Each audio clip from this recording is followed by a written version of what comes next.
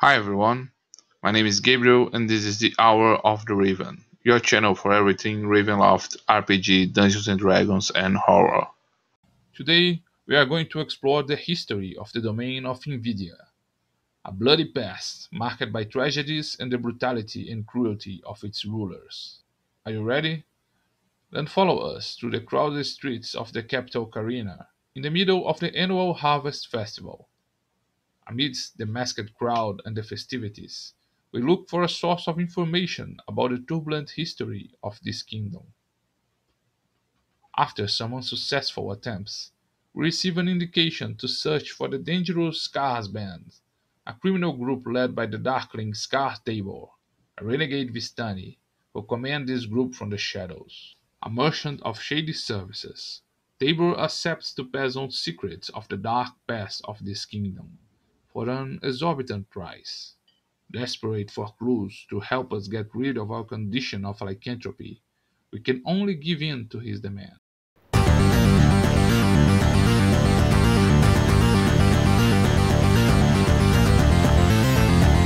Hour of the Raven.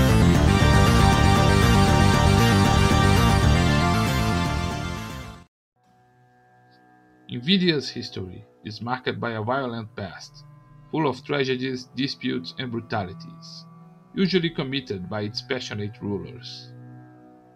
Although records about its distant past are unreliable, we found that the first written records already describe a realm divided by conflicts. Its ancient territory was divided by small dukes and local chiefs, who constantly fought for dominance. This situation changed with the rise of power of Tehoran, the Merciless. This nobleman tried to pacify the lands and convinced his peers that Invidia would benefit from a unified government. He invited all the nobles and landlords of Invidia to a council in his castle, where they would elect a king to rule these lands. Trusting in the honor and protection offered by Tehoran, most of Invidia chiefs and nobles went to this meeting. However, Tehoran was dishonored, merciless, and cruel, and ordered his men to murder all of his guests and their personal guard during the festivities, and in a single stroke became the most powerful warlord of Invidia.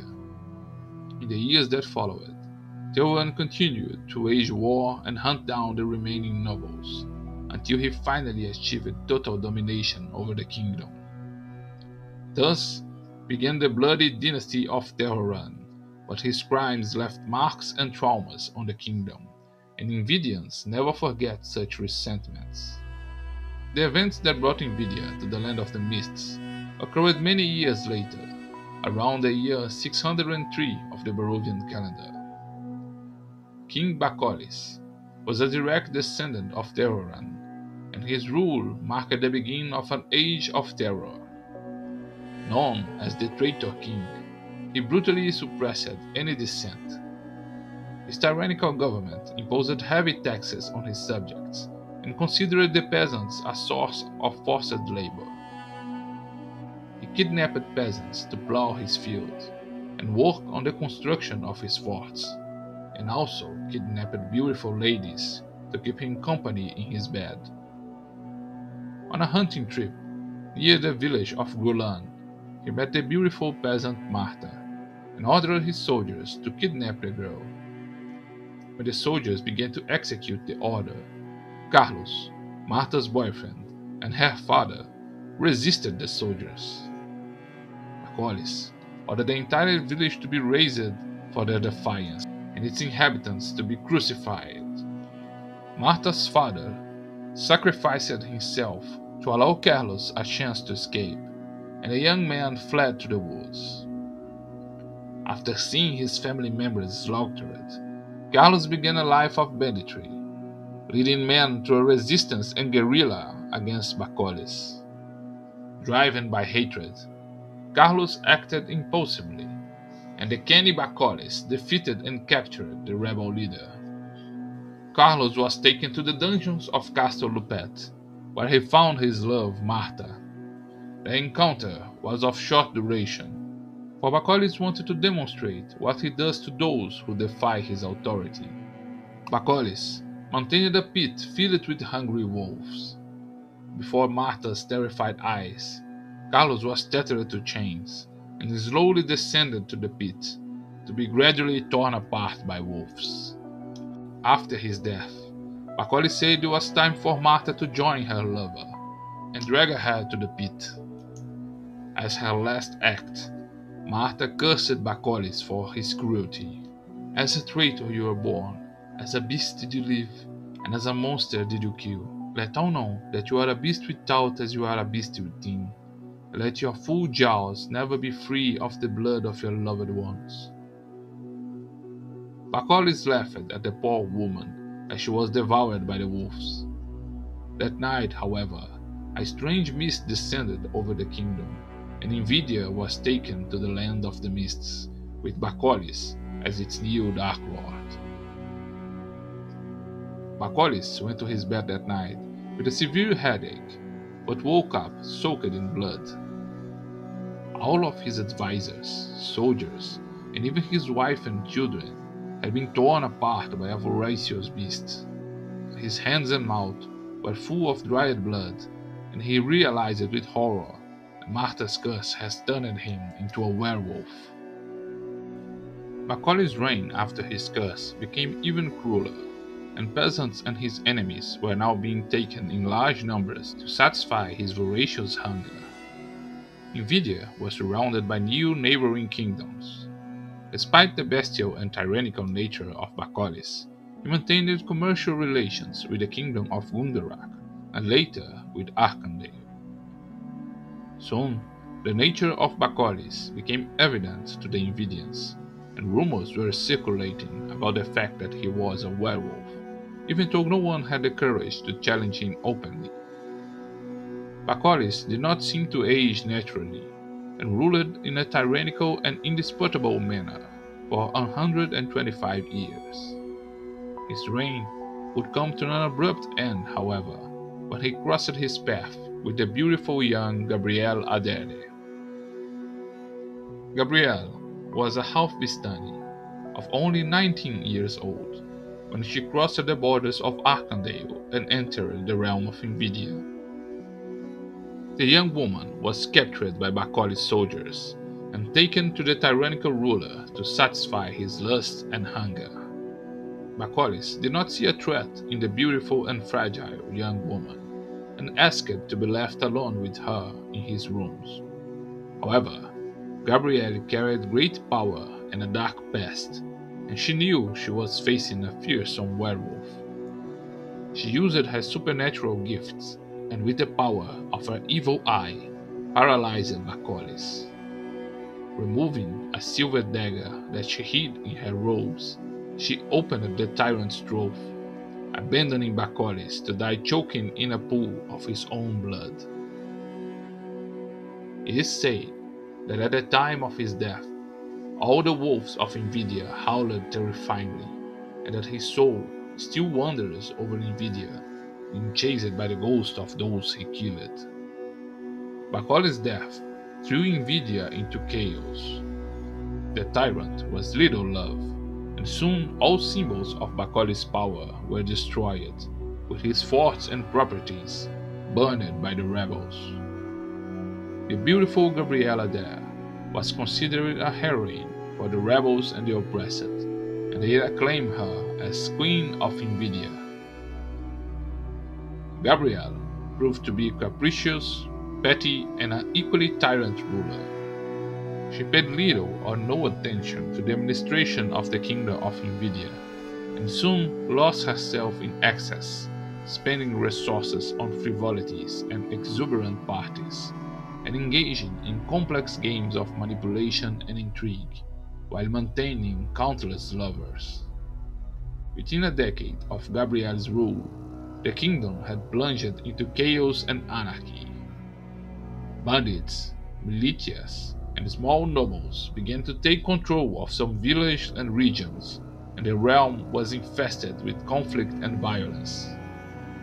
Around the year 730 of the Barovian calendar, a Falkovian commercial enclave arrived in Invidia, one of Falkovia's many attempts to expand its area of influence and to establish spies and military forces into neighboring kingdoms. The colony of Falkovian merchants successfully established themselves in the kingdom's capital, and soon soldiers of Falkovnia began to establish themselves and even control some districts of the city as militiamen. Gabriel's government was marked by palace intrigues. Since her rise to power, the Vistani already had difficulties in the kingdom of Invidia. Gabrielle harbored a great deal of resentment against the Vistani, who had banished her mother from their camps and condemned her and Gabrielle to a life of misery. Although she pronounced unfair judgments against the Vistani and encouraged rumors that spread hatred amidst the population, this persecution was nothing compared to what was to come with the rise of Malokio. In the year 736 of the Barovian calendar, Duke Gundar, the Dark Lord and ruler of the kingdom of Gundarak, was murdered, betrayed by his allies. Shortly afterwards, Barovia began a military invasion of the kingdom of Gundarak, conquering part of its territory. On one of the few occasions when Gabrielle took an active stance in her government, she saw a possibility to expand the borders of her misty prison and managed to unite the often conflicting Invidian forces for a common cause, the conquest of a shattered and helpless neighboring kingdom. While most of the armies of Invidia fought the Barovians in the northern frontier, Invidia's troops made an opportunistic attack and took Gundarakites by surprise, and much of the territory was conquered by the Invidians without much resistance.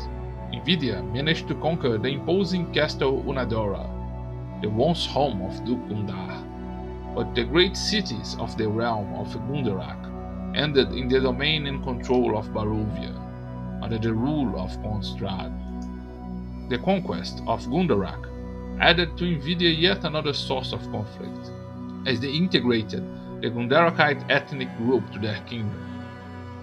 The outskirts in the new frontier of Barovia and Invidia was now home and refuge to the nationalist Gundarakite rebels, fighting for the return of their nation. In the year 746 of the Barovian calendar, strange events would unfold and change the history of Invidia. A strange visitor arrived at Castle Lupet, a handsome man with deep black eyes, and Gabriel Adair was immediately enveloped by his magnetism. This mysterious stranger was known only as the Gentleman Caller, and his nature and identity is shrouded in mystery. After a torrid night with Gabriel Adair, this stranger disappeared as mysteriously as he had arrived, and Gabrielle found herself pregnant. Malokio's pregnancy was accelerated, and in a few months, Gabrielle went into excruciating labor, which lasted 3 days. When the child was finally born, he was normal in every way, except for a 6th finger in each of his hands. Gabrielle named the child Malokio due to the supernatural look of the gentleman color eyes that had bewitched her. In a few days, the baby began to walk and talk, and within weeks he was as styled as a grown child. It was obvious that the child had a supernatural heritage. Some rumors tell us that Gabriel read his luck with the Tarot deck, and it was revealed that he was the Dukar, the Dark Messiah who was prophesied to destroy the Vistani. Sinister rumors circulated the strange boy, who grew up abnormally, and many say that strange accidents occurred around him, and he seemed to have control over the beasts of the woods. As she had always done with all men around her, Gabrielle tried to keep Malokio under her influence, but the young man was immune to his mother's powers and charms. In the year of 747 of the Barovian calendar, just a year after his birth, Malocchio orchestrated a coup to remove his mother from power. During the harvest festival of Carina, Malocchio, now reaching adulthood, deposed his mother, taking control of the realm. Strange rumors surround the festival, and some point to the presence of the Vistani, saying that Madame Eva and the tribe of the Zaravan were on the outskirts of the capital, and that they might have conspired with adventurers to perform an imprisonment ritual to bind Malocchio to Invidia. Regardless of the truth about these rumors, the fact is that Gabrielle was deposed by Malocchio as the ruler of the realm, left to die, maddened and wounded in the Dreadwoods.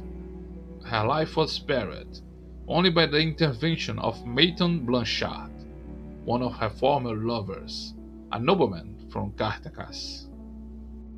While Malocchio consolidated his power over Invidia, Maton and Gabrielle headed north, and they occupied Castle Unadora.